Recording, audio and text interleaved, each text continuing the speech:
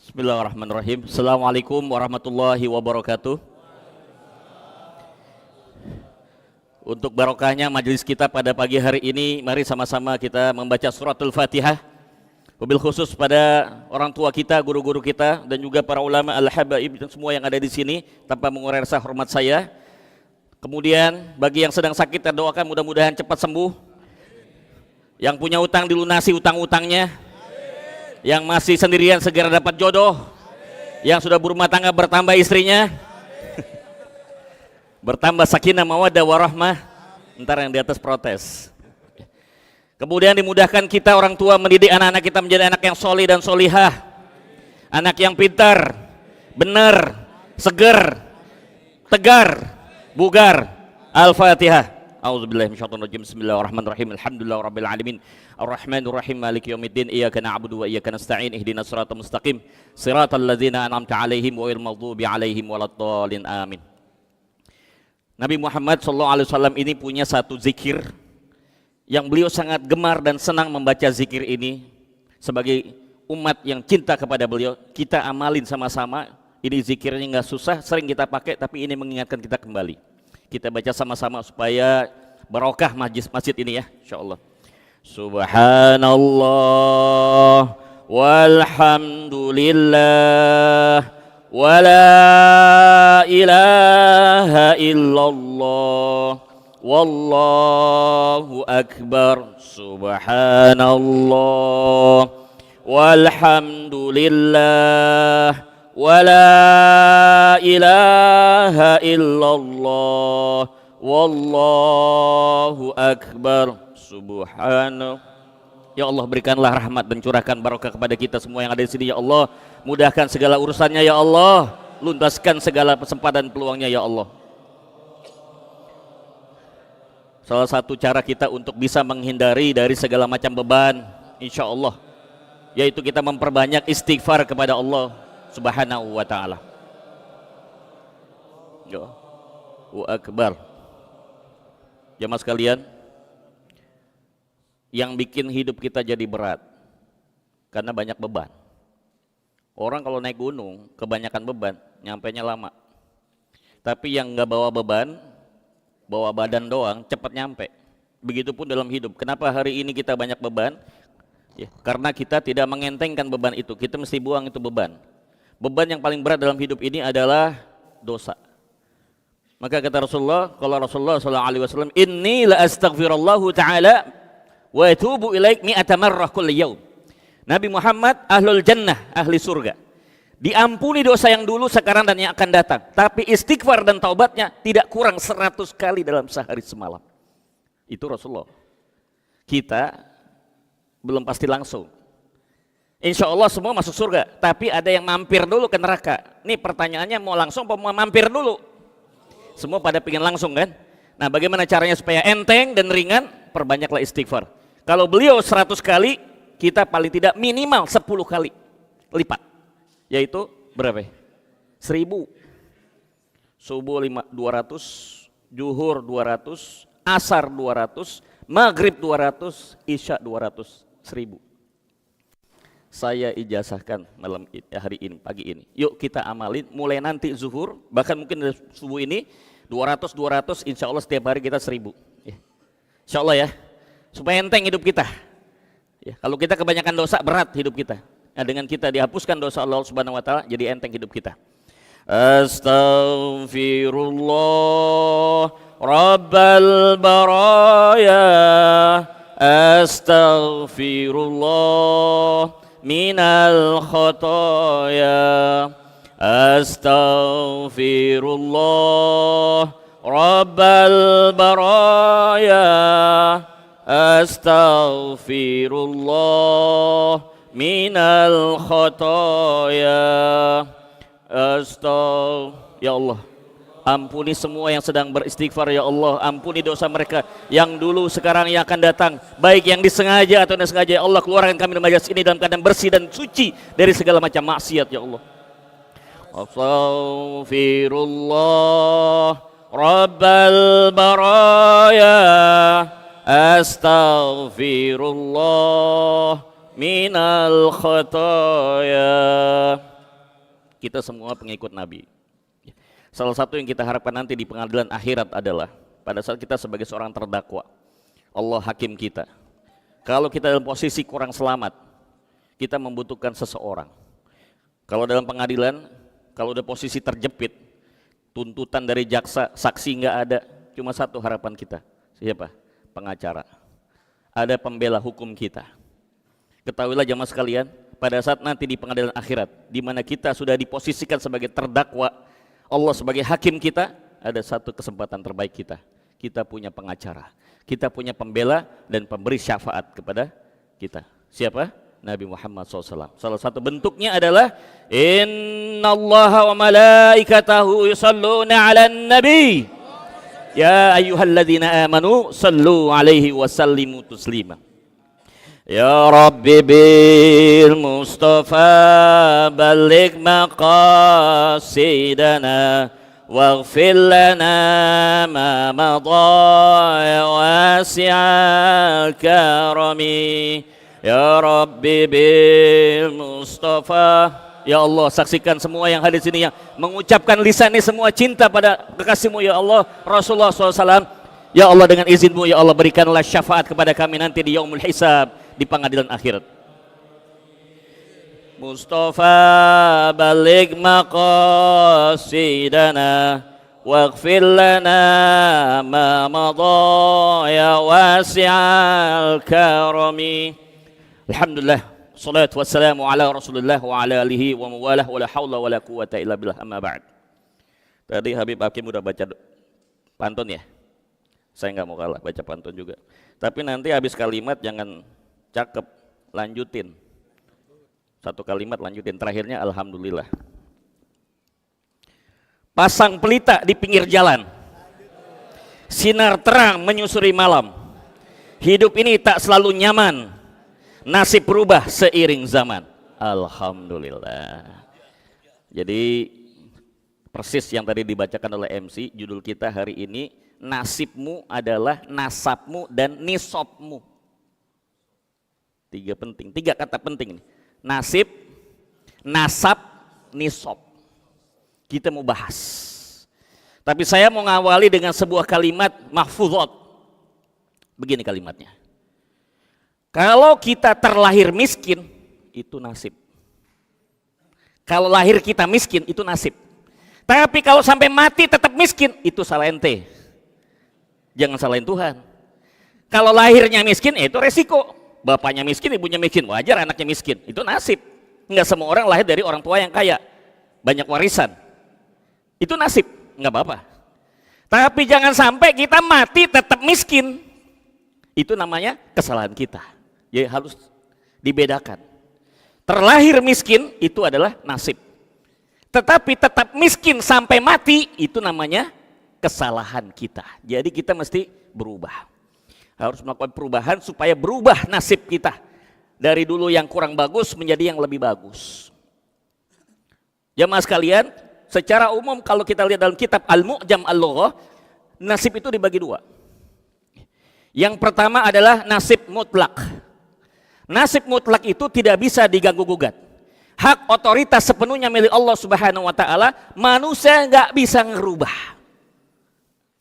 1, kita biasa singkat MJR. M, mati. Nggak ada yang bisa. Fa idza jaa ajaluhum la yastaqdimuna sa'ata wa la yastakhirun. Kalau ajalnya udah datang, nggak bisa dimajuin, nggak bisa dimundurin. Mana ada yang tahu habis dari majelis ini tiba-tiba keluar meninggal dia, nggak ada yang tahu. Ya. Kata Nabi, kalau Rasulullah SAW, al-a'maru min ummati ma baina sitin ila sab'in. Umur umatku berkisar antara 60 sampai 70. Yang kurang dari 60 tunjuk tangan? Ada? Yang kurang dari 60 tunjuk tangan? Siap-siap, dikit lagi. Yang di atas 70? Itu bonus. Pokoknya antara 60-70. Maka Nabi Muhammad meninggalnya pun 63, antara 60 dan 70. Yang kedua adalah J, jodoh. Pasangan yang menemani kita hari ini di rumah, ya, istri Anda atau suami Anda itu adalah yang disebut nasib mutlak.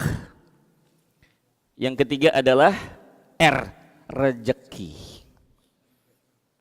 Jadi tidak tepat kalau dikatakan ngapain ente kerja nyari rezeki. Salah, bukan.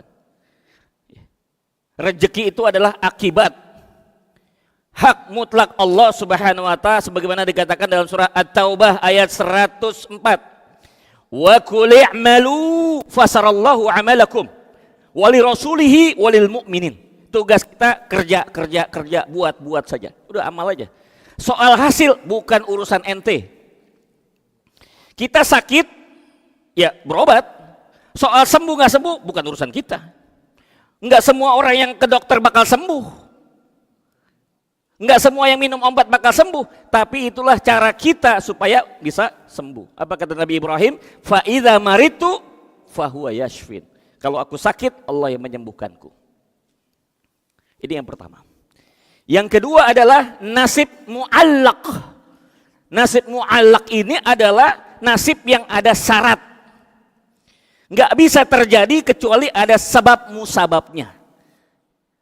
Ada sebab musababnya. Contoh, kalau hari ini kita ini kerja belum dapat jabatan dan posisi yang bagus, boleh jadi karena sebabnya belum kita lakukan. Bukannya Allah nggak mau kasih, tapi sebab-sebabnya belum kita kerjain. Apa yang disebut dengan al-ikhtiyarul basyariyah.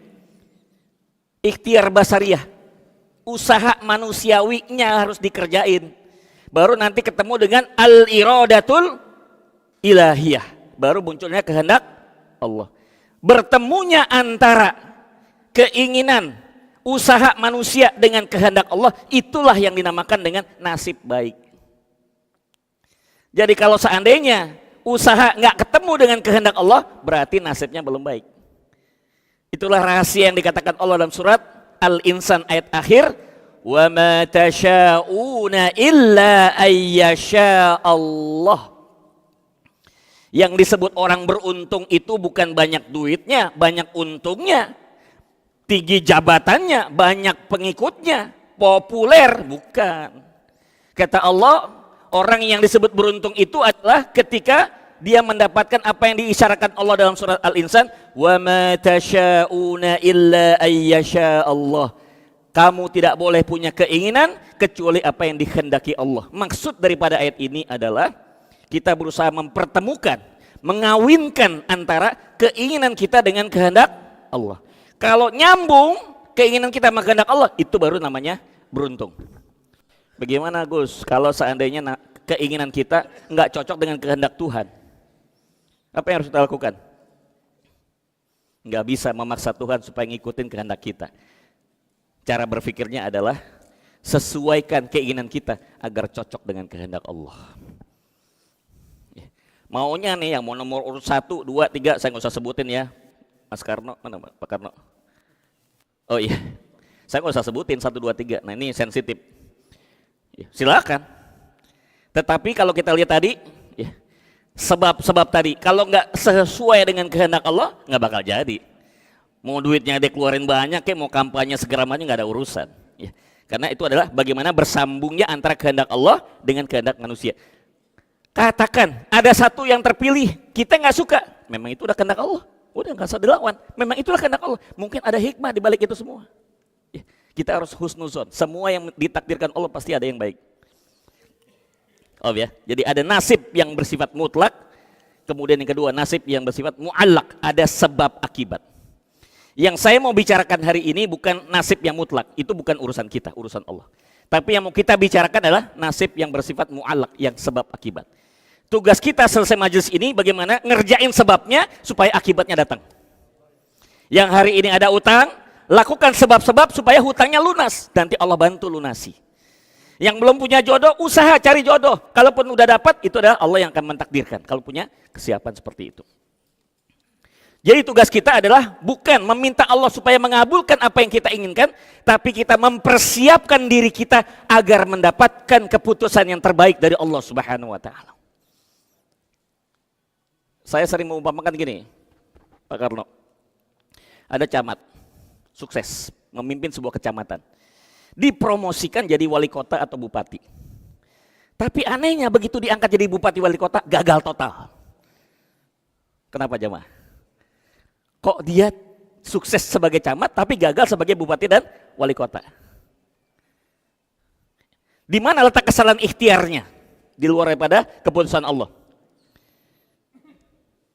Ternyata sebabnya adalah dia jadi bupati atau wali kota tapi masih pakai ilmu kecamatan, nggak nyampe, nggak levelnya. Ya kan kabupaten sama kota Madia kan lebih tinggi Pak, luas, wilayahnya lebih luas, tanggung jawabnya lebih besar. Nggak bisa pakai ilmu camat di kecamatan, mungkin dia sukses, terus dia pakai ilmu yang kecamatan untuk jadi bupati wali kota, nggak bisa. Apa kata Rasulullah? Idza wusidal amru laisa alaihi ahliya fantazirus sa'ah. Jika satu urusan diserahkan bukan pada ahlinya, tunggulah saat kehancurannya. Istilahnya, sindirannya begini. Dia ini istilahnya belum punya kesiapan, tapi memaksakan diri pada sesuatu yang lebih besar dan luas tanggung jawabnya. Ini jadi musibah. Seandainya terjadi bagaimana Gus? Seandainya terjadi akan jadi musibah. Akan jadi musibah. Dan kita yang ada di bawah kepemimpinannya akan menjadi masalah juga. Maka kata Nabi, la nuwalli hadzal amr man sa'alahu aw harasa alaih. Jangan kau berikan jabatan pada orang yang minta atau orang yang berambisi. Hati-hati. Dulu waktu Nabi meninggal, nggak ada sahabat yang menunjuk dirinya. Saya dah gantiin Rasul, nggak ada. Mereka pada nolak, pada ngumpet semua. Akhirnya inisiatif Sayyidina Umar datang kepada Sayyidina Abu Bakar. Ya Abu Bakar, kita sudah ditinggal oleh Rasulullah. Umat membutuhkan pemimpin. Tidak ada orang yang lebih pantas untuk memimpin umat ini kecuali engkau, ya Abu Bakar. Kaget Abu Bakar. Loh, kenapa saya? Umar memberikan alasan. Satu, waktu Nabi hijrah ke Madinah, siapa yang nemenin? Engkau, wahai Abu Bakar.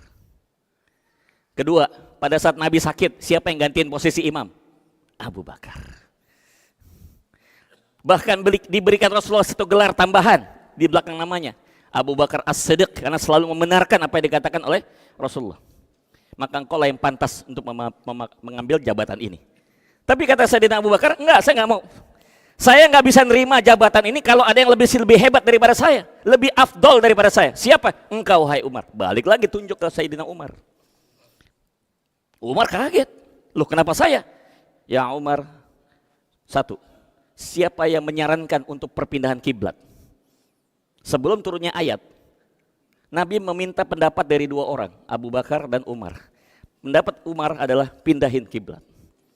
Waktu itu belum turun ayat, tiba-tiba turunlah ayat membenarkan kata Umar.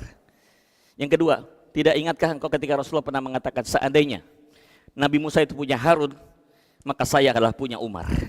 Ada Musa, ada Harun, ada Nabi Muhammad, ada Umar bin Khattab. Selalu menjadi pendamping yang luar biasa. Kasus tawanan perang.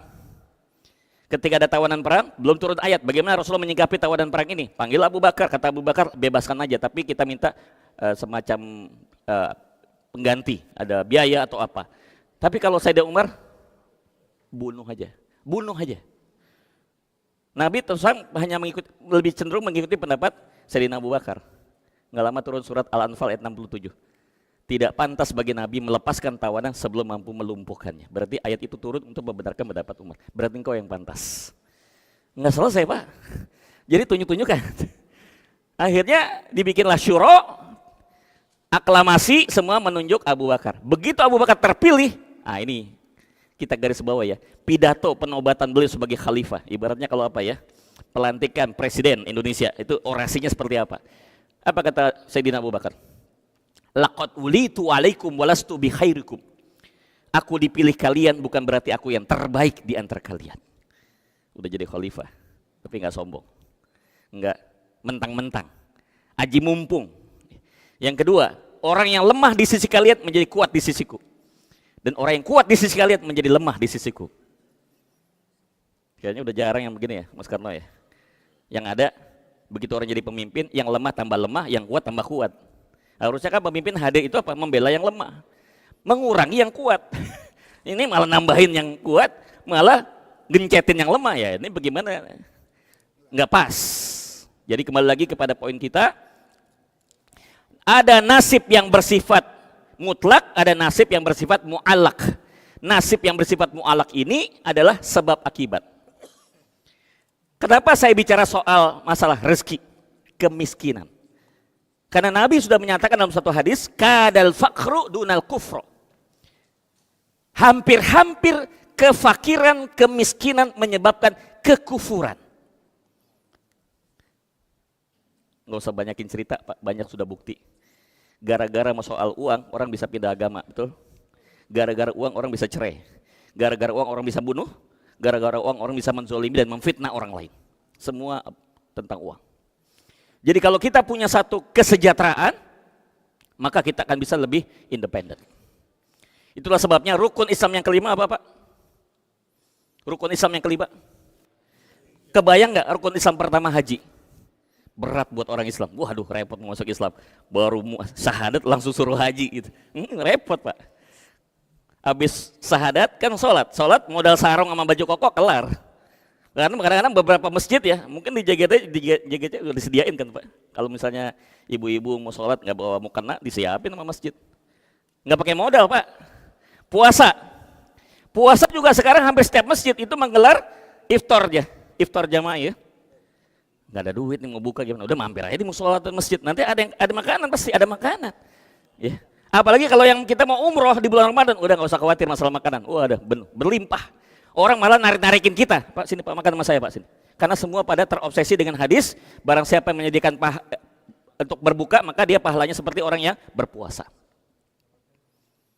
Zakat, ya ini tergantung. Kalau kita nggak mencapai ininya, ukurannya ya kita masih statusnya mustahik. Tapi kalau soal haji Pak, mau nggak mau butuh. Jangan dihitung yang Haji Abidin itu atas biaya dinas aman. Haji Mansur, halaman digusur, enak yang punya tanah. Haji Kosasi, ongkos dikasih, iya enak. Haji James Bond, jaga masjid jual kebun, enak dia. Yang nggak punya bagaimana? Tetap harus punya duit. Nunggu haji reguler, siap-siap Pak, 20 tahun lagi, minimal. Nunggu 20 tahun lagi. Ya kalau nyampe, belum nyampe udah mati. Padahal haji itu wajib sekali seumur hidup. Kaidah fikih mengatakan wajib itu dikerjakan berpahala, ditinggalin dosa. Jadi kita mati belum haji, dosa. Harus diupayakan. Jadi gimana Gus? Haji furoda. Berapa haji furoda? Minimal 350 juta. Betul Pak Kiai Jenal? 350 juta ya? 500. Ya paling ada yang agak ada. Anggaplah 350 juta. Emang mau berangkat sendirian? Masa bini nggak diajak? 700. Emang pulang cuma kosong melompong? Pasti kan bawa oleh-oleh buat orang sekampung kan. Genepin aja 1 miliar. Nah saya mau tanya sekarang, udah punya duit belum 1 miliar semua? Gimana mau berangkat haji nggak punya duit? Ini contoh. Jadi secara nggak langsung Allah sudah perintahkan pada kita, hei umat Islam, kalau ente mau pergi haji, ya mesti perbaiki masalah penghasilan. Bahwa kita lahir miskin itu mah nasib, tapi kalau sampai mati kita tetap miskin nggak bisa berangkat haji, itu salah ente. Kenapa nggak diusahain? Harus tahu caranya. Makanya kita ngomongin hari ini. Bagaimana caranya? Kita bicarakan. Nah, ada lagi yang punya kontrakan, Pak. Yang nggak punya kontrakan kan repot. Paham ya? Jadi kita sedang bicarain bagaimana nasib ini kita ubah dengan ada sebab akibat. Ada sebab yang mesti kita lakukan sehingga nanti ada hasil yang Allah takdirkan. Bertemunya antara kehendak Allah dengan usaha kita secara manusia. 2. Quran 114 surat, 30 juz, 6.236 ayat, 1.027.000 huruf. Menurut Imam Syafi'i rahimahullah, ada 72 kali Allah mengulang kata jihad. Jihad bukan berarti perang, jihad adalah berjuang. Life is struggle, there is no life without struggle.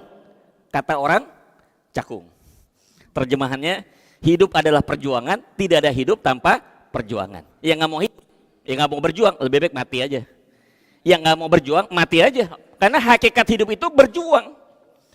Justru kualitas kita dilihat daripada perjuangan. Makin gede perjuangannya, makin berkualitas orang itu. Kalau semua dari dikasih sama orang lain, sama orang tua, ya itu lain cerita. Nggak ada perjuangan di situ. Iya kan? Ada usaha harus di situ. Ya harus ada perjuangan. Oleh karena itu, Kita minta Allah untuk melakukan sebab supaya hasilnya bisa diberikan oleh Allah Subhanahu wa taala. Nah, sebab itu ada dua. Sesuai judul kita. Nasibmu ditentukan oleh satu, nasab. Yang kedua, nisab. Kita bahas satu-satu. Apa ini maksud dengan nasab dan apa yang disebut dengan nisab? Jamaah sekalian, bicara soal nasab ini luar biasa di Al-Quran. Tadi saya sudah sebutkan, dari 72 kata jihad itu yang rata-rata bunyinya adalah yujahiduna fi sabilillah bi amwalikum wa anfusikum. Perhatikan jamaah, hampir saya belum pernah menemukan di ayat Al-Quran yang kalimat jihad itu bi anfusikum wa amwalikum. Pasti urutan pertama bi amwalikum wa anfusikum. Jihad itu duit dulu baru jiwa. Kalau jiwa semua bisa berangkat ke Palestina. Ditembak sama Israel, selesai syahid, selesai Pak, kelar urusan. Tapi kalau jihad harta, nah ini nggak mudah Pak, nggak mudah. Makanya Allah sebutkan di pertama, yujahiduna fi sabilillah bi amwalikum, jihad dengan harta. Habis sholat Jumat perintahnya, fa idza qudiyatus shalah fantasiru fi shalah. Habis sholat Jumat bertebaran di muka, ngapain? Menjemput rezeki. Enggak habis Jumatan tidur lagi, bertebaran di muka bumi. Kalau bahasa kerennya itu spreading the market, memperluas pergaulan. Itu sebabnya kata hadis, barang siapa yang ingin diawetkan usianya, dipanjangkan rezekinya, rahasianya apa? Silaturahim. Silaturahim artinya apa? Menyambung. Silaturahim itu artinya memperluas pergaulan. Apa kalau orang Betawi bilang, jalannya masih jauh. Tinggal di Jakarta, lahir di Jakarta, gede di Jakarta, beranak cucu di Jakarta, meninggalnya di Jakarta, nggak berkembang banget. Iya kan? Kita mendengar istilah rantau bukan orang Betawi. Rantau itu istilah untuk orang apa? Padang, orang Makassar, iya kan? Bahkan saya waktu ke Amerika di Washington DC, di depan kantor kantor kedutaan besar Republik Indonesia di Washington DC. Persis depannya itu bikin saya bangga. Depan KBRI bersaing dengan banyak restoran, rumah makan Padang. Hebat saya bilang orang Padang ini. Ada sini orang Padang nggak? Ya. Orang Padang itu kalau dalam hukum tajwid itu izhar Pak. Hukumnya izhar. Izhar itu kan dibacanya jelas ya. Jadi kalau kita ngajak ngomong orang Padang, orang Medan, termasuk orang Betawi, izhar, jelas. Nggak pakai tedeng aling. Pak kabanyo, pulang bersama, itu jelas. Horasbah, jangan kaget, bukan keras, bukan kasar orang Batak, apa itu cara dia. Waktu saya ngelamar calon istri saya, orang Betawi, ya. Masih ada keluarga juga dengan Pak Ustadz Janil ya, Kiai Janil.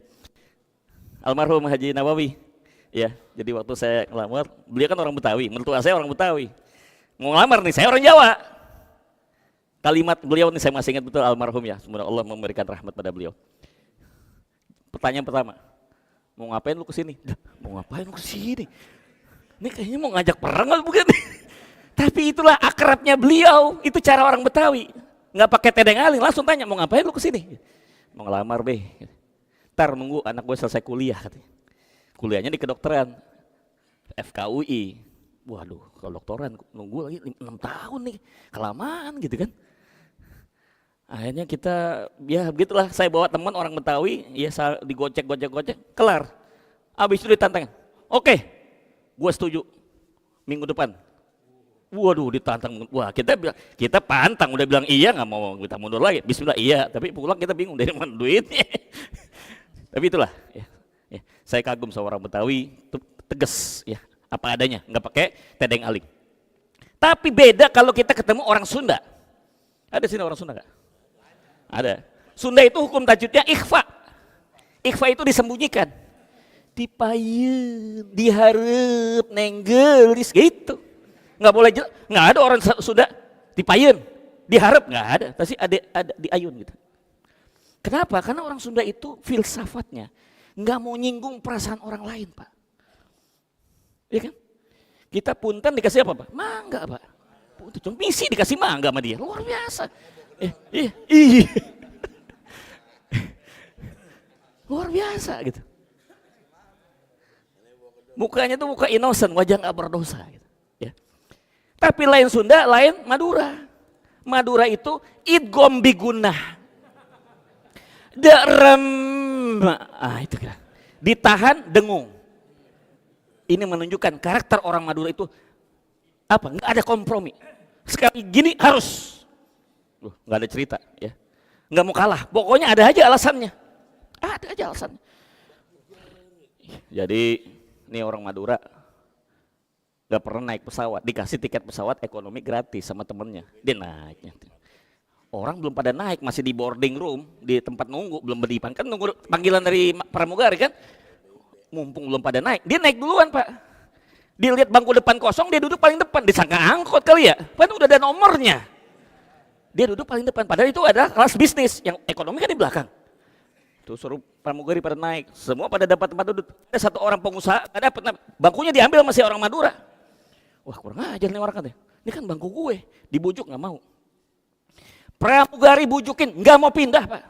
Saya sendiri kenapa nggak dari tadi, makanya duluan kan, gitu duluan, sangka angkot kan, mana yang duluan ya dia dapat gitu. Pilot turun tangan, nggak bisa juga. Ada temannya di belakang orang Madura, Pak tolongin Pak supaya pindah, beres.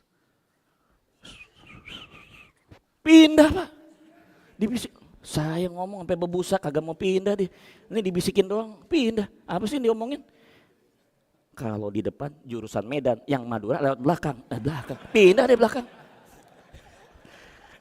Orang Madura ketemu Madura selesai udah. Jangan ngajak ribut dah pokoknya ya. Maaf nih orang Madura ya. Saya juga ada darah Madura. Ayah saya orang ada darah Madura juga. Pasuruan. Baik. Jadi harus ada sebab. Supaya Allah kasih akibat yang baik. Kalau kita hari ini miskin, harus ada sebabnya supaya kita bisa jadi orang kaya. Kalau hari ini kita bodoh, harus ada sebabnya supaya kita jadi pinter. Kalau hari ini masih bujangan, harus ada sebabnya supaya kita dapat jodoh. Begitu seterusnya. Yang hari ini belum punya anak, udah 20 tahun nikah nggak punya anak, harus ada sebabnya supaya ada akibat. Semua ada sebab. Allah kasih kesempatan kita untuk melakukan ikhtiar. Nah, supaya nggak melebar, karena waktunya sangat terbatas, kita batasi dua saja. Yang pertama adalah nasab. Nasab dalam Islam ini sangat penting. Satu, urusannya dengan apa? Warisan, benar nggak? Yang nggak ada hubungan nasab nggak bisa mengklaim harta warisan. Ya, kita nggak ada kenal istilah yang itu, cuma hubungan darah. Ya. Keluarga yang bisa dapat hak itu yang disebutkan dalam surat An-Nisa, Al-Baqarah juga ada. Ya. Satu, hubungan nasab pada masalah warisan. Yang kedua, perwalian. Kalau kita mau nikah, anak kita mau kita nikahin, yang dampingin siapa? Walinya. Pasti orang tua. Ada hubungan nasab. Nggak boleh tiba-tiba orang tuanya masih ada, kita wakilkan pada orang lain, kecuali ada kuasa. Kan begitu syaratnya pernikahan. Ada walinya. Bahkan sekalipun sudah cerai, harus temuin tuh bapaknya supaya bapaknya nikahin anaknya. Itu lebih afdol. Ketiga, sandaran anak. Di mana-mana nama anak yang benar itu harus ada binnya. Bin dan binti. Mau ibunya bolak-balik punya suami banyak, ya, punya pasangan lebih dari satu, tetap anak yang pertama itu dari bapak yang udah cerai itu tetap disandarkan anaknya pada bin ayahnya yang pertama, bukan yang terakhir. Binnya jelas. Kalau perempuan binti, jelas. Tetapi yang saya maksud sini bukan sekedar nasab dalam hubungan darah. Tapi ada yang lebih dari itu yang kita mesti bahas. Nabi katakan, tungkihul mar'ah arba'. Dinikahi wanita karena 4 hal. 1, wali jamaliha, kecantikannya. Kedua, wali hasabiha, keturunan. Ketiga, wali maliha, duitnya. Keempat, wali diniha, agamanya. Beruntunglah orang yang menikahi karena agamanya, apalagi kita bisa dapat 4-4-nya semua. Udah mantu kita agamanya cakep, tampangnya juga cakep, duitnya ada, nasabnya terhormat. Karena nasab yang terhormat akan berpengaruh kepada bagaimana penilaian masyarakat terhadap orang tersebut. Nggak usah jauh-jauh, contohnya Rasulullah sendiri. Kenapa Nabi Muhammad justru isi pertama dihadirkannya Khadijah? Jangan lupa Khadijah itu janda. Tapi beliau bukan sembarang janda. Dari semua persyaratan wanita yang sempurna ada semua di Khadijah. 1, cantiknya luar biasa Khadijah. Kedua, keturunannya terhormat. Bukan orang biasa Pak, keturunan terhormat. Jadi diakui. Nabi menikah sama beliau sehingga juga diakui, kebawa nasabnya. Yang ketiga, orang yang pertama menerima kebenaran adalah beliau. Orang yang menyedekahkan semua hartanya untuk jihad dakwahnya Rasul adalah Khadijah. Bahkan ketika beliau mendapatkan wahyu pertama, beliau menggigil, yang menyelimuti adalah zammiluni, selimuti aku wahai Khadijah, Khadijah yang menyelimuti. Bahkan ketika kumpul dengan para istri-istri Nabi, Aisyah memancing Rasulullah, ya Rasulullah, dari semua istrimu siapa yang lebih engkau cintai, lebih engkau cenderung kepadanya? Nabi nggak ragu menjawab Khadijah. Padahal ada Aisyah. Aisyah yang bertanya itu satu-satunya yang gadis Pak. Tapi Nabi tetap mengatakan Khadijah. Tanpa mengurangi hormat beliau terhadap Aisyah. Karena ditanya, ya terus terang Nabi, Khadijah. Jadi artinya nasab itu bukan hal yang sepele Pak. Maka kalau kita punya anak yang mau menikah, jangan lupa perhatikan siapa orang tuanya. Jangan melihat hanya yang hadir itu. Ini anaknya cakep juga nih ya. Gajinya boleh juga. Kerja tempatnya juga cukup mentereng. Pejabat, ntar dulu orang tuanya siapa? Ada pepatah mengatakan buah nggak jauh dari pohonnya. Kalau biji yang ditanam semangka nggak bakalan buahnya duren, bener nggak Pak? Lah nanam biji semangka, pinginnya buah duren, nggak nyampe. Kalau pingin buah duren, yang ditanam kudunya biji duren. Mau dapat mantu yang soleh dan solihah, maka lihat orang tuanya soleh nggak solihah. Soleh Gus. Dari mana taunya? Bapaknya nama soleh, ibunya namanya solihah. Oh, belum tentu Pak. Sama kayak toko Barokah, yang punya Pak Barokah, tokonya Barokah, belum tentu berkah juga, itu nama doang, doa, belum tentu. Jadi harus memahami esensinya, maknanya, bukan sekedar ucapan dan zohirnya saja. Paham ya? Jadi nasab itu saya simpelkan saja, saya ringkatkan saja, nasab hal yang penting, maka kita, mumpung kita punya anak-anak yang belum pada nikah, pilihkan anak kita dengan nasab yang bagus. Apa kata Nabi? Tazawwadul wadudul walud, fa inni mukatsirum bikumul umam. Nikahilah anak-anakmu dengan calon istri yang wadud, penyayang, walud, yang produktif. Biasa tuh kalau orang Betawi ketemu sesama orang Betawi, dua pertanyaannya. Waalaikumsalam, apa kabar? Bini berapa? Tuh satu, bini berapa? Kalau dibilang satu, miskin lo katanya, gitu. Lah kan orang nikah datang rezeki Pak. Jadi pemahamannya harus benar nih Pak. Di Quran sudah bilang, setiap dari yang cuma single, punya istri, bukan gaji kita dibagi dua sama istri, enggak Pak, istri datangin rezeki. Istri satu, istri dua datang rezeki yang kedua, istri ketiga datang rezeki yang ketiga, istri keempat dapat rezeki yang keempat, istri yang kelima boleh, yang pertama cerai dulu. Ada yang begitu. Jadi istri itu mendatangkan rezeki. Yang kedua, walud, produktif. Pertanyaan kedua orang Betawi, anak berapa? Satu, ya miskin, anak satu. Pak, yang punya anak satu, kita tua, punya anak cuma satu, nggak rame Pak. Ya. Makanya saya salut sama orang Betawi, nggak ada program KB orang Betawi mah. Ya, 2 anak cukup kagak ada, nggak berlaku itu. Ya. Saya nikah dengan istri yang berasal dari keluarga yang banyak anaknya, 11. Istri saya dari anak yang ke-8. Ya karena kita dapetin yang walud, maka anak saya 5, cucu saya 4. Yang belum nikah tinggal 2 lagi. Ntar tambah lagi tuh cucu. Itu baru 1 Pak, dari 1 biang. Ya, ada 2, masing-masing 10, kita punya 4 istri, 40 anak. Enggak usah bikin majelis taklim di luar, bikin majelis taklim anak udah 40 yang datang, aman. Bikin supermarket udah beres.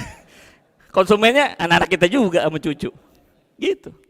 Coba jamaah JG sini, Pak DKM. Rata-rata ya anaknya minimal 10 gitu kan. Oh ini rame jam masjid dibawa anak-anak ikut semua. Ya, luar biasa. Walud.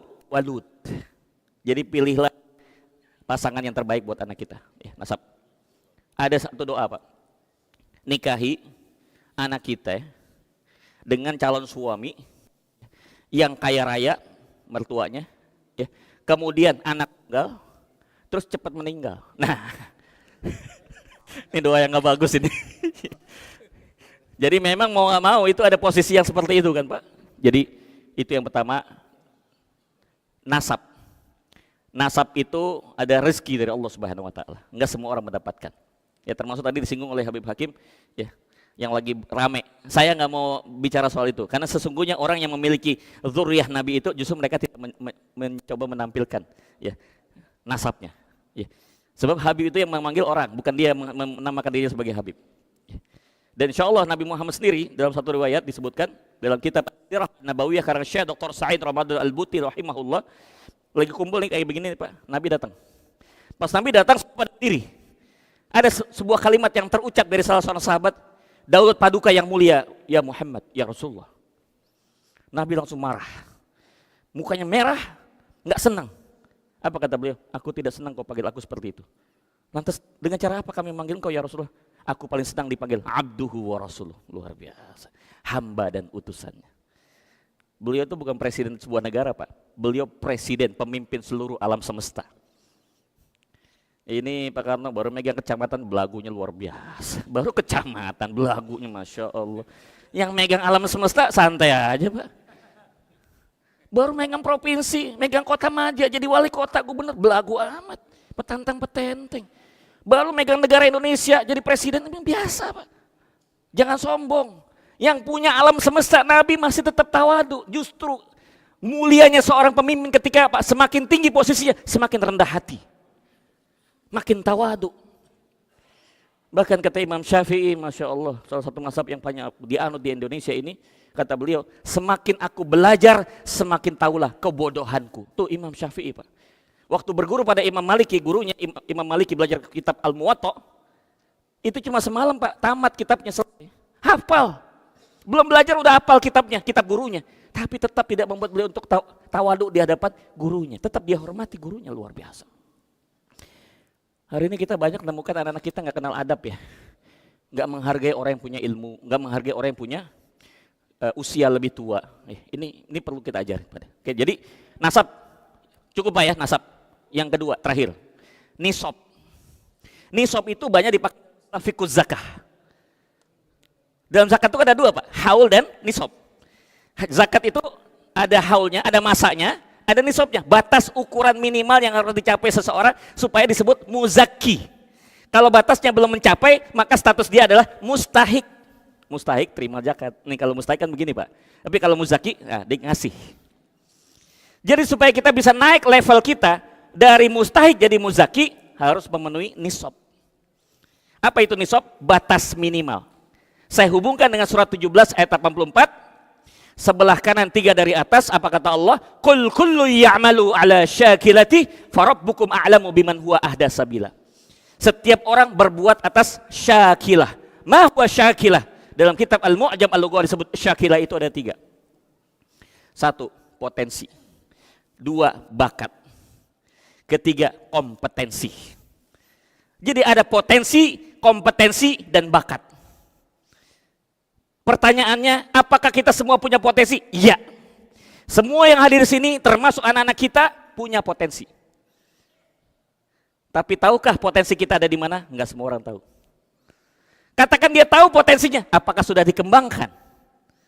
Maka ada istilah, kalau potensi tidak dikembangkan, maka jadinya adalah impotensi. Nggak usah lanjutin lagi saya. Kalau katanya Dokter Boyke, ahli pakar di bidang ginekolog, ya. Kata beliau, orang yang impoten, pasien yang impoten itu bukan berarti nggak punya barang Pak, punya dia barangnya, tapi nggak berfungsi Pak. Begini nih Pak, loyo. Kenapa? Kurang rangsangan. Sama, kalau orang punya potensi dia dikembangkan, dia tidak akan berubah, tidak akan berubah. Baik kekayaan, nasib, jodoh, karir. Jadi harus ada perbaikan dalam soal nisab. Jamaah sekalian, sedikit karena waktunya sangat terbatas. Yang paling gampang untuk mengetahui potensi dan bakat ini Allah sudah kasih tanda tanya di dalam diri kita. Wa fi anfusikum afala tubasirun. Az-Zariyat ayat 20. Ada di kita. Apa contohnya? Salah satu ya, yang gampang nih, golongan darah. DNA agak jauh dikit, Ustaz, Pak Kiai. Kudu dilihatin ini, DNA-nya agak repot. Pertama, yang golongan darahnya A, tunjuk tangan. aja. Ada ya? Golongan darah A, itulah golongan darah yang cocoknya di kerjaan-kerjaan, di usaha dagang yang pakai mikir, yang ada hitung-hitungannya. Nah, kena dia, cocok. Ya. Karena A itu cirinya orang yang dikit-dikit mikir. Apa-apa dipikirin, saking banyak mikirnya, migrain. Makanya agak migrain saya udah duga keras, pasti golongan darahnya A. Istilahnya overthinking. Coba kelebihannya orang yang golongan darah A itu adalah orangnya itu masuk akal. Yang nggak masuk akal nggak bakal diterima sama dia. Orangnya hitam putih Pak, agak kaku. Halal halal, haram haram, nggak ada yang di tengah, nggak ada abu-abu, buat tegas. Cuma saking tegasnya jarang mau ada yang mau berteman sama dia. Oh susah orangnya nggak fleksibel. Tapi untuk pemimpin bagus Pak Karno, tegas. Enggak gitu, udah jelas. Ya. Makanya orang A itu bergaulnya agak susah. Tapi begitu udah ketemu yang cocok, setia. Ibu-ibu yang punya suaminya golongan darah A aman Bu, nggak bakal selingkuh dia. Ini setia deh. Kalau udah ketemu yang cocok, udah dia kemana-mana. Gitu. Itu satu. Yang AB itu artinya orang yang punya ciri dan karakter, potensinya adalah orang yang sangat sistematis. Dia kerja tuh urut. Orangnya demen rapi Pak. Lihat kamar, rumah berantakan, dia beres-beres. Padahal bukan pembantu. Siapa sih nih bocah nih pada berantakan. Dia beresin sendiri. Padahal ada yang bantu di rumah. Orangnya begitu. Nggak boleh masuk kerjaan yang belum pada beres. Perusahaan baru, dagang yang masih baru, nggak bisa. Berantakan aja Pak dia. Harus yang udah rapi semua, dia tinggal ngejalanin. Cocok. Orangnya tekun. Mulai dari bawah siap, sampai paling puncak. Orangnya tekun. Cuma, yang masalah untuk orang seperti ini, dia nggak bakal percaya kalau nggak ada bukti. Jadi kalau kita ketemu sama orang yang tipe begini, nggak usah banyak ngomong apa, bukti. Nih buktinya. Ini proyek bakal bagus. Coba modalin. Nih duit, ini buktinya nih. Oh langsung dia keluar duitnya Pak. Nggak usah banyak ngomong. Nggak usah pakai konsep dan teori, udah langsung keluarin buktinya. Nanti titip Pak buat Pak Camat. Kalau mau cari investor gitu aja Pak, kita golongan darahnya apa nih? Ini baru kita kasih proposalnya yang sesuai dengan kebutuhan dia. 2. 3, golongan darah B. Apa-apa dibayangin. Ntar dulu gue bayangin dulu. Bukan dipikirin, dibayangin. Jadi memang ini orang kreatif. Banyak idenya, saking banyak idenya nggak ada yang dikerjain. Ide banyak. Konsep banyak. Tapi kita perlu juga orang kayak begini. Cuma kalau untuk dikerjain, jangan harap orang kayak begini. Dia emang gayanya begitu, idenya banyak. Dan gawatnya orang begini keluar idenya justru pada saat orang pada tidur Pak. Ini orang demen begadang nih, orang golongan darah B ini demen begadang. Biasanya kalau begadang itu temannya kopi sama cemilan. Biasanya agak gemuk biasanya. Orang-orang golongan darah B, kenapa? Ya sambil mikir, sambil ngayangin, ngopi, ngerokok. Nggak terasa, tuh nambah berat badan. Itu B. B, terakhir O. Mana O? Banyak ya? O ini demennya bergaul. Temennya banyak. Bisa punya teman banyak. Saking banyaknya nggak ada yang bertahan lama. Bikin teman cepat, tapi cepat pisahnya. Kebalikan sama yang A. Nah ini perlu diwaspadai Bu. Kalau suami punya golongan darah O, kemungkinan akan ada perselingkuhan. Kemungkinan. Ya. Tapi kalau suaminya beriman pada Allah, enggak, insya Allah aman. Di partai juga sama Pak. Wah, baru kemarin di partai ini pindah lagi dia. Selingkuh ke partai lain gitu. Bisa. Ya, golongan darahnya O, kemungkinan O nih. Ya. Subhanallah. Baru dari golongan darah. Belum lagi tadi disebut Pak Kiai, DNA. Wah itu lebih canggih lagi Pak. DNA itu akurasinya 95%. Kalau yang tadi saya sebutkan golongan darah bisa sekitar 80%, belum akurat. Yang akurat tuh DNA, mengenai DNA. DNA itu salah satu contohnya apa? Nih, sidik jari. Ada yang sama nggak sidik jari kita? Kalau sama nggak mungkin dibuat cap jempol kan? Nggak mungkin di paspor sama vis itu kita pakai sidik jari kan? Sidik jari kita memberikan informasi lengkap tentang potensi, bakat, dan karir kita ke depan. Alhamdulillah, saya, istri, anak semua udah diperiksa semua Pak. Jadi kita tahu, nih anak nanti kuliah jurusan apa, nanti kalau kerja ngapain, pasangannya kayak apa, kita udah tahu semua Pak. Bukan saya paranormal, tapi ada ilmunya yang ngajarin kita. Jadi waktu mereka mau mengejar satu usaha atau bisnis, kita lihat dulu. Oh ini nggak cocok, bagusnya yang gini. Ini ilmu Pak. Allah udah bilang, fafi anfusikum afala tubsirun. Maka saya lagi mikir, ini kalau bisa dibuat di dalam konteks politik kita luar biasa. Orang mau jadi camat, assessment dulu, DNA-nya. Lurah, camat, bupati, wali kota, gubernur, sama presiden. Cek dulu Pak DNA-nya. Ini orang nggak cocok jadi presiden. Kalau begini karakternya, masyarakat kita kayak begini, nggak pas nih. Jadi sebenarnya yang dipilih itu sudah lewat proses fit and proper test dari satu lembaga. Saya sebutnya aja lembaga pemilihan nasional. Kalau dalam Islam tuh ahlul hali wal akdi. Jadi yang dipilih itu yang udah semua lolos DNA Pak. Kalau dibuat secara terbuka ke masyarakat, masyarakat nggak punya pilihan, mau nggak mau harus memilih dari yang sudah ada. Harusnya dipilih duluan, yang dikeluarin itu mau 4, mau 5, mau 10, semua udah lolos DNA semua. Sudah ketahuan konfigurasi, disebarkan oleh wartawan, bisa dibaca oleh masyarakat. Oh ini tipenya begini, ini cocok dibuat presiden kita, ini cocok dibuat bupati saya, ini wali kota saya, gubernur saya, gitu Pak. Sekarang mau nggak mau, itulah pilihannya, kita harus pilih dari terbaik di antara yang ada. Baik ya, jadi nasibmu tergantung nasabmu dan nisabmu. Nisab tergantung potensi, bakat, dan kompetensi. Terakhir oleh-oleh dari saya. Bagaimana Gus yang praktisnya selepas dari majelis ini saya bisa menjadi orang yang berubah. Nasib saya bisa berubah. Ini pandangan dari para ulama-ulama. Ada 3 saran dan rekomendasi yang bisa kita praktekkan setelah acara ini. Dan biasanya orang yang punya 3 ini, insya Allah kemungkinan berhasilnya baik dalam soal jodoh, dalam soal bisnis, dalam soal karir, insya Allah. Ada 3. 1 penjelasan 1 jam, 3 jam. Jadi kita kelar jam 9. Lanjut. Tahun 2006 tadi dibacakan MC, belum sempat dibacakan MC. 2006 saya buat rekor muri. Jadi bukan JT saja yang bisa bikin rekor muri, kita bikin lagi nanti rekor muri. Penceramah motivasi 24 jam non-stop tahun 2006 di Hotel Mercure Ancol saya. 24 jam. Jadi kalau baru 1 jam nih belum seberapa, masih kurang 23 jam lagi saya nih. Masalahnya jamaahnya betah nggak? Kalau saya Pak kemarin waktu di Mercure terbukti jamaahnya betah 24 jam. Nah, kalau kita sudah memahami 3 hal ini, insya Allah kita coba praktikkan. Sebelum saya sampaikan, apakah kita siap untuk komitmen mengamalkannya? Kata ulama, laisa tamattu aqliyah walakin tamattu amaliyah.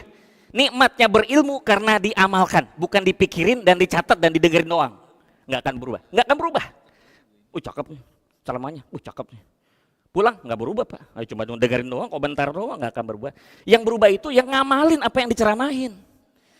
Komitmen, jangan komat kamit Pak, beda kalau komitmen, komat kamit beda. Oke, saya kasih tahu yang pertama, amalan pertama. Kalau kita mau berubah hari ini, bebas hutang, jodoh lancar, rezeki lancar, dagangan laris, nomor 1, rakus sama ilmu. Mau bikin rumah makan, ilmunya ilmu ngejahit, bakalan bubar Pak rumah makan Pak. Ilmunya ilmu jahit, menjahit Pak, bikin rumah makan, sukses nggak Pak? Gagal Pak, kenapa? Ilmunya kagak nyambung dengan bisnisnya gitu Pak. Ya kalau mau bikin rumah makan, ya mesti ilmu masak gitu Pak, baru cocok. Jadi rakus ilmu.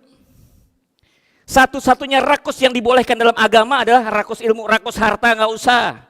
Kata Sayyidina Ali dalam mahfuzatnya mengatakan, dalam asarnya beliau mengatakan, orang yang punya harta, dia harus jagain hartanya sampai nggak bisa tidur nyenyak. Tapi orang yang punya ilmu, ilmulah yang menjaga duit kita. Tuh Pak, bedanya di situ. Kalau kita duitnya banyak, kita nggak bakal bisa tidur nyenyak. Kenapa? Karena kita mesti kudu jagain harta kita.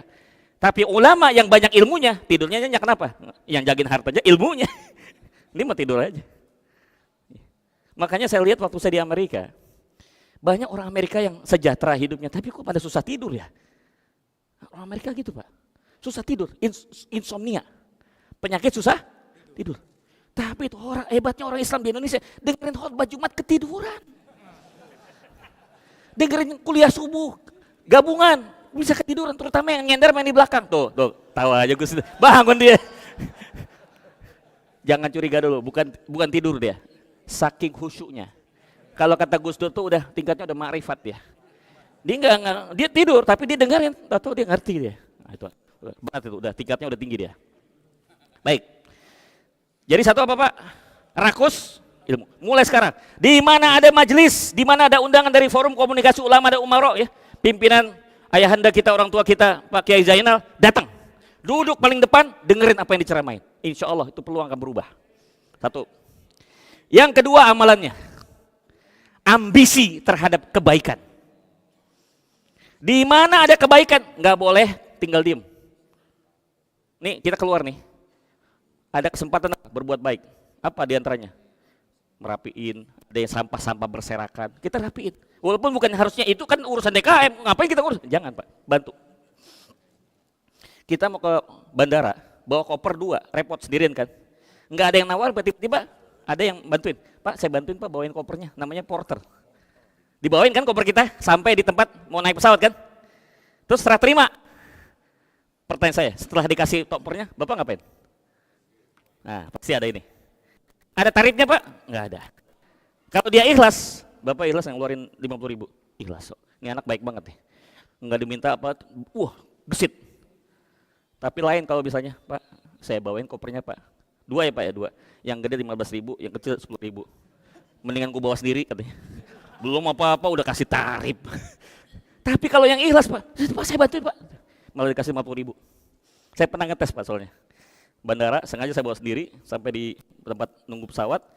Saya kasih 100.000 Pak. Kenapa Dek? Nggak ada kembalian Pak Ustadz. Ambil semua, dinangis Pak.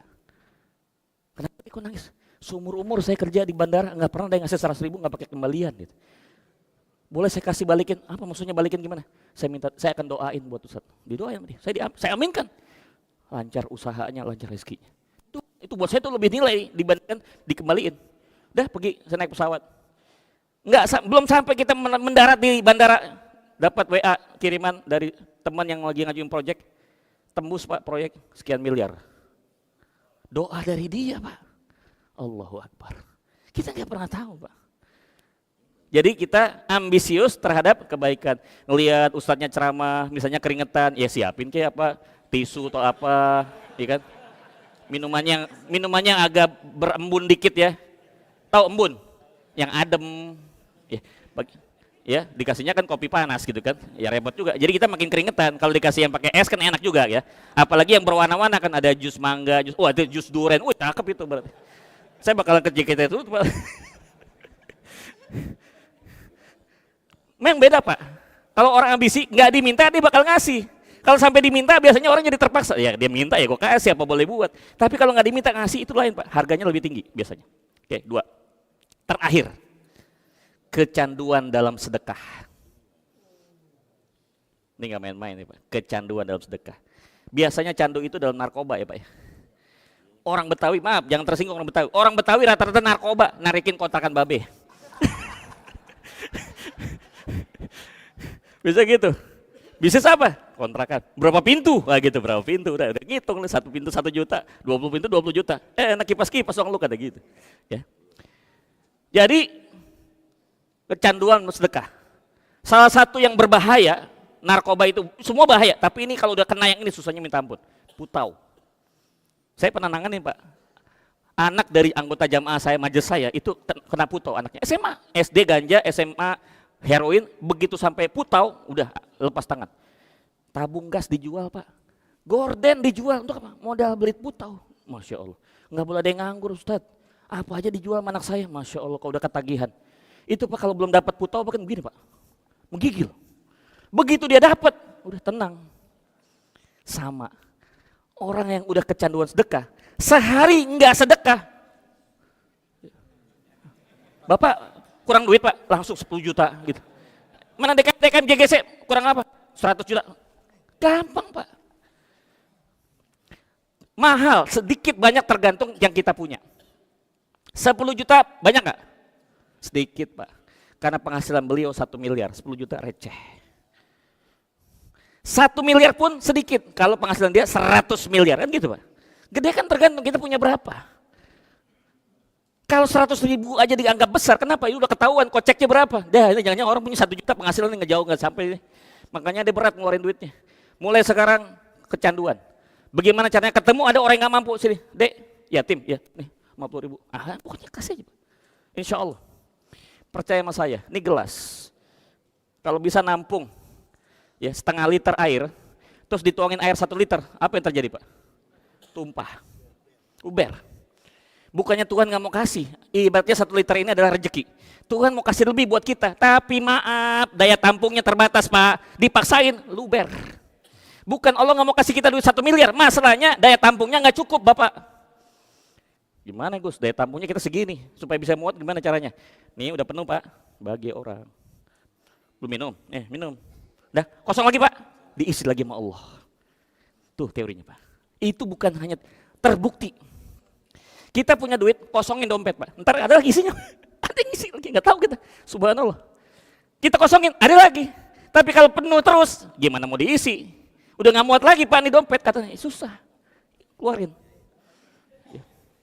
Makanya tadi pas lagi selawatan beredar itu kantong, berapa dapatnya tadi? Ini masjid, ini masukan buat Habib Hakim nih, masjidnya cakep, daerahnya daerah elit. Kalau terkumpulnya sedekah 1 juta, itu pertanyaan menurut saya. Ini bisa diduga nih, mungkin penghasilannya rata-rata 1 juta ke bawah, ini repot nih. Ya. Kayaknya besok-besok FK Ulum ini harus punya lebih besar lagi. Ukuran keberhasilan FK Ulum adalah berapa sedekah yang kumpul pada saat acara itu. Itu akan ketahuan dari situ. Jadi mudah-mudahan nanti khutbah Jumat kapan ya di sini saya bisa diundang. Kemudian nanti MC-nya bilang begini, alhamdulillah Ustaz Reza, saldo kas kita terakhir 1,5 miliar. Alhamdulillah kita baru bikin BMT keluar duit 200 juta. Enak ngomongnya enteng gitu Pak, 1 miliar. Enteng 1 miliar. Tapi hari ini kita banyak, saya kalau dengerin, saya sebagai khotib dengerin MC-nya ngomong, sedih saya. Bapak jamaah sekalian, alhamdulillah saldo kas kita hari terkumpul hari ini 2 juta, saldo kas kita adalah minus 1 juta.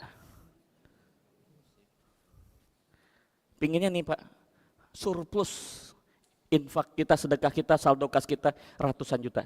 Yang mau nikah nggak punya mahar, kita bantuin maharnya, ya kan? Yang mau kuliah nggak punya duit, kita kasih beasiswanya. Yang punya usaha nggak punya modal, kita kasih modal. Tuh baru cakep masjidnya. Namanya Masjid JGC. One Stop Solution. Apa aja urusan selesai di sini. Datang ke sini bujangan, pulang bawa jodoh. Datang ke sini punya utang, utang lunas. Datang ke sini nggak punya anak, pulang punya anak. Bagaimana ceritanya? Maksudnya dapat janda Pak. Jandanya punya anak. Bonus. Bukan kejadian di masjid. Wah, bisa heboh nanti. Habib Hakim kasihan. Baik, itu saja jamaah sekalian yang bisa saya sampaikan, nggak terasa udah jam 7 ya. Nasibmu tergantung nasabmu dan nisabmu. Yang pertama amalannya kita adalah rakus sama ilmu, yang kedua ambisi terhadap kebaikan, yang ketiga adalah canduan sedekah ya. Kita doakan mudah-mudahan siapapun yang terpilih di DKI, kita doain semuanya yang terpilih nanti punya 3 syarat ini, rakus sama ilmu ya, diundang FK Ulum datang walaupun udah jadi gubernur ya. Yang kedua ya, di mana ada kebaikan dia paling dulu. Ya, ada kebakaran atau apa dia paling dulu ya, sebelum orang pada datang. Yang ketiga, orangnya royal kalau sedekah.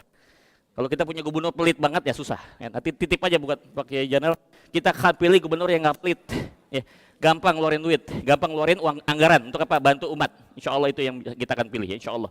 Baik, itu saja kita tutup membaca sama-sama doa, mudah-mudahan berkah dan ya penuh dicurahkan rahmat Allah Subhanahu wa taala majelis ini, wabil khusus FK Ulum dan juga DKM ya.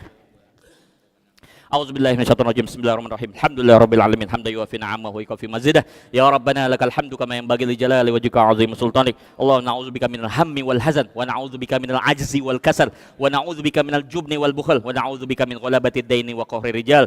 Allahumma na'udzubika minal kufri wal faqri wa na'udzubika min 'adzabil qabri la ilaha illa anta. Rabbana atina fid dunya hasanah wa fil akhirati hasanah wa qina adzabannar wa qina adzabannar wa qina adzabannar wa adkhilna jannata mal abrar ya aziz ya ghaffar ya rabbal alamin. Rabbana wa taqabbal du'a innaka antas samiul alim wa tub alaina innaka tawwabur rahim. Subhana rabbika rabbil izzati amma yasifun wa salamun alal mursalin walhamdulillahi rabbil alamin. Al-Fatihah. A'udzubillahi minasyaitonir rajim. Bismillahirrahmanirrahim. Alhamdulillah. Ar-Rahmanir Rahim. Maliki yaumiddin. Iyyaka na'budu wa iyyaka nasta'in. Ihdinas siratal mustaqim. Shiratal ladzina an'amta 'alaihim ghairil maghdubi 'alaihim waladdallin. Wassalamualaikum warahmatullahi wabarakatuh.